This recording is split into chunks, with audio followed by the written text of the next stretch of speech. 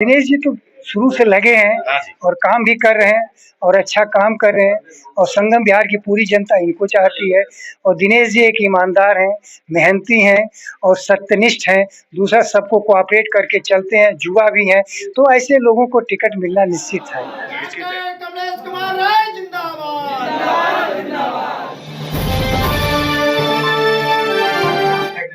नमस्कार, आप सभी का बहुत बहुत स्वागत अभिनंदन करेंगे। और इस वक्त विधानसभा संगम बिहार में मौजूद है। जेडीयू कार्यालय में देख सकते हैं दिनेश कुमार जायसवाल के जरिए यहाँ पर स्वागत सम्मान की कड़ी में आज जेडीयू से नेता आए हैं हमारे पास इस संगम बिहार विधानसभा में। प्रोफेसर डॉक्टर कमलेश राय जी आए हैं और कमलेश राय जी को स्वागत सम्मान करते हुए यहाँ पर जेडीयू से युवा विंग को प्रतिनिधित्व करते हुए अध्यक्ष साहब दिनेश जायसवाल और संगम बिहार क्षेत्र में आज देख सकते हैं तमाम सारे भीड़ यहाँ पर मौजूद है। कार्यकर्ता और समर्थक सभी लोग यहाँ पर आए हुए हैं और आज यहाँ पर कमलेश राय जी को सम्मानित कर रहे हैं।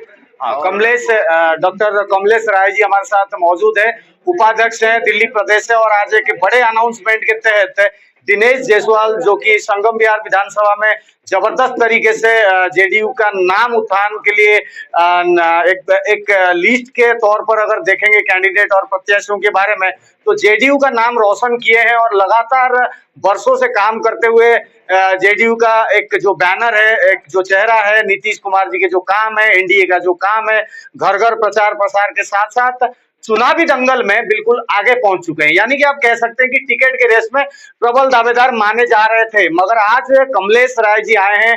काफी सज्जन है, काफी समझदार है और डॉक्टर साहब हैं, तो काफी ज्ञान की बातें भी आपको सुनने के लिए मिलेगी। तो डॉक्टर साहब पहले आपको बहुत बहुत स्वागत अभिनंदन करता हूं। हाँ, दिल्ली में आए हैं और दिल्ली के अध्यक्ष उपाध्यक्ष होने के नाते पहले चुनाव के माहौल में मैं जानना चाहूंगा किस तरीके से इस बार चुनाव को देखते हैं, थोड़ा सा। इस बार का जो चुनाव है, ये चुनाव परिवर्तन का चुनाव है कि जनता जो यहाँ की जनता है वो 11 साल तक जो पार्टी शासन की थी उससे जनता खुश नहीं है। इसके पीछे कारण ये है कि जो विकास पहले हुआ था वो अब विकास यहाँ पर नहीं हुआ है। दूसरा कि जो कह कर के इस सत्ता में आए थे वो सभी चीज़ों को इन्होंने पूरा नहीं किया। तीसरा चीज़ है कि जो ये सोशल इंजीनियरिंग की बात करके जनता के बीच में आए थे कि हम ये सभी चीज़ें मुफ्त करेंगे, ये सारे केवल मुफ्त जो इन्होंने बातें की थी वो बातें एक्चुअल धरातल पर कुछ नहीं है। जो पूरी दिल्ली की जनता या दिल्ली के आसपास के एनसीआर के सभी लोग जानते हैं, इसलिए हम कह सकते हैं कि ये परिवर्तन, दिल्ली की जनता परिवर्तन चाहती है और परिवर्तन के साथ विकास चाहती है और विकास के साथ साथ अपने जीवन को सर्वोत्तम ढंग से जीने की इच्छा तो व्यक्त करती रही है वर्षों से, मगर कई बार क्या होता है, कई सारी शिकायत इस विधानसभा में आ रही है। पानी नहीं है, सैनिटाइजेशन नहीं है, नाली सीवर जो मूलभूत सुविधा नहीं है। साथ साथ यहाँ पर और एक बड़ा सवाल है, क्या एनडीए के गठबंधन के तहत संगम बिहार इस बार जेडीयू को इस बार प्रेफरेंस दे रही है, मतलब एनडीए प्रेफरेंस दे रही है, जेडीयू से टिकट मिलेगा इनको, दिनेश जी को? ये सबसे बड़ा सवाल। दिनेश जी तो शुरू से लगे हैं और काम भी कर रहे हैं और अच्छा काम कर रहे हैं और संगम बिहार की पूरी जनता इनको चाहती है।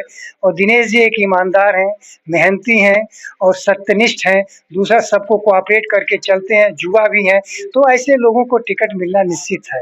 निश्चित है। और अगर समस्याओं के बारे में जैसे आप अवगत होंगे दिनेश जी, आप बराबर फाइल देते होंगे, आपको वीडियोज वगैरह काम करते हैं रेगुलर, तो अवगत हैं, तो क्या दिनेश जी को किस तरीके से अब आप ट्रेंड करेंगे? आप बुजुर्ग हैं, आप वरिष्ठ हैं, दिनेश जी युवा हैं, इनको किस तरीके से इस चुनाव में आप गाइड करेंगे? भाई इस तरीके से आप काम करें ताकि आप जीत पाए। अभी आप संबोधन में भी बता रहे थे जी।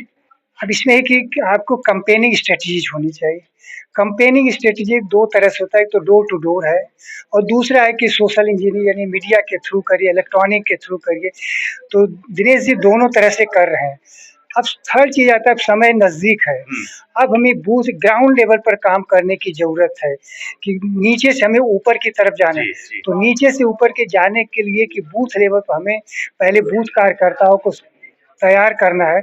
अब बूथ मैनेजमेंट यही होता है कि हम अपने प्रत्याशी के विषय में जाकर के जनता से बताएं, दूसरा अपनी पार्टी की विशेषताओं के विषय में जनता को अवगत कराएं तीसरा चीज़ कि हमारी जो एनडीए पार्टी है पूरे देश में या बिहार में जो जनता के कल्याणकारी योजनाओं को चला रही है और जो कल्याणकारी योजनाएं उनको लाभ पहुंच रहा है, इन सभी चीज़ों को जनता के बीच बताएं।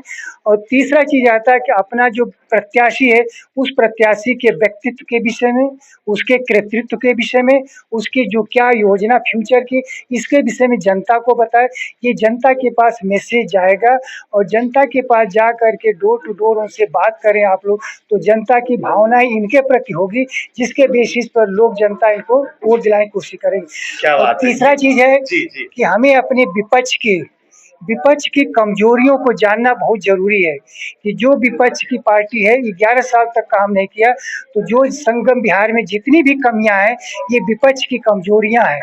उन कमजोरियों को जनता के बीच में जाएं और उनकी समस्याओं को बताएं कि ये आदमी 11 साल तक नहीं कुछ काम कर सका, तो अब फ्यूचर में क्या काम कर सकते हैं। इसलिए इस बार परिवर्तन आप लाइए और परिवर्तन लाएंगे तो सारी समस्याओं का समाधान होगा।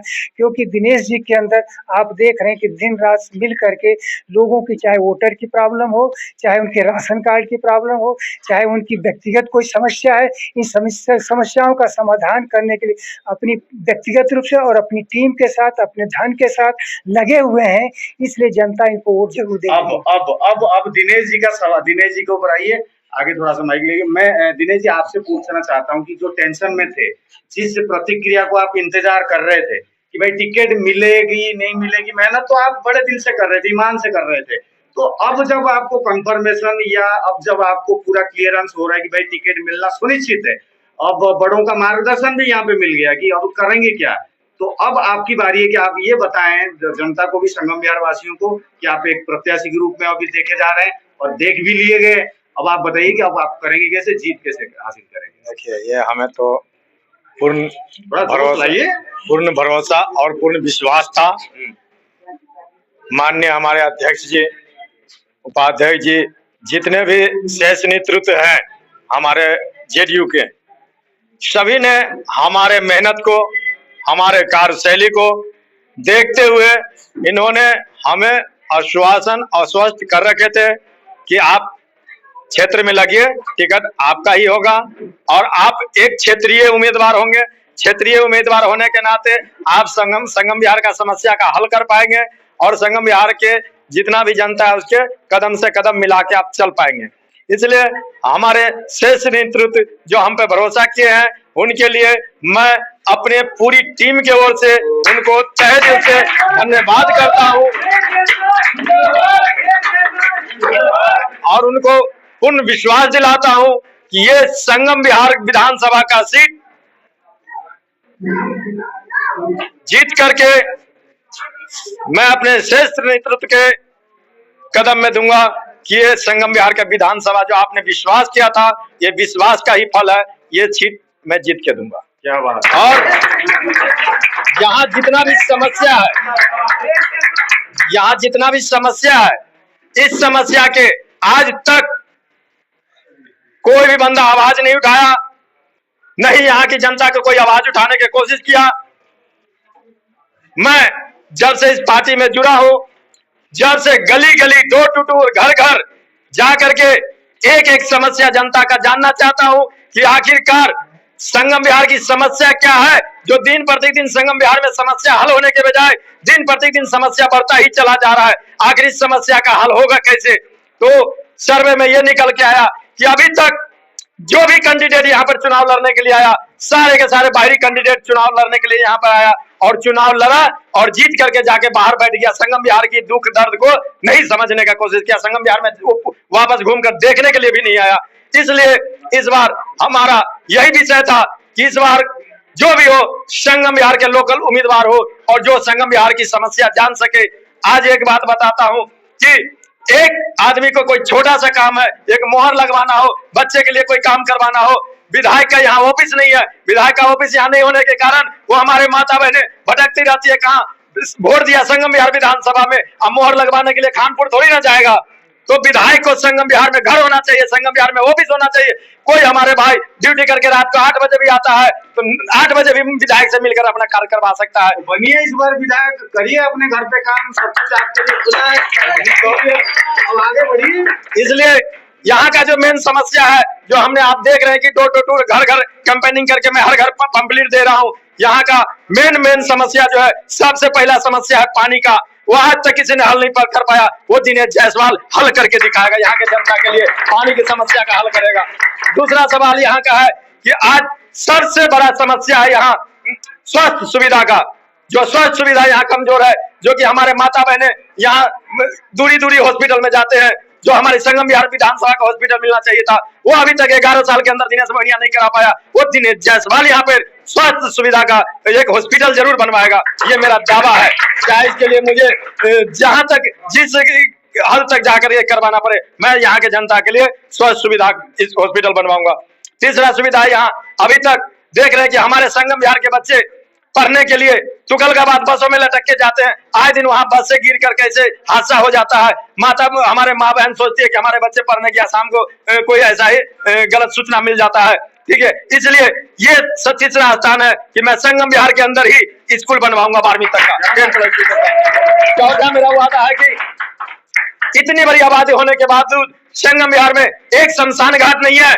जो हमारे संगम विहार के लाशें या तो कलका जी या तो दक्षिणपुरी जाता है, उसके लिए संगम विहार में एक शमशान घाट होना चाहिए।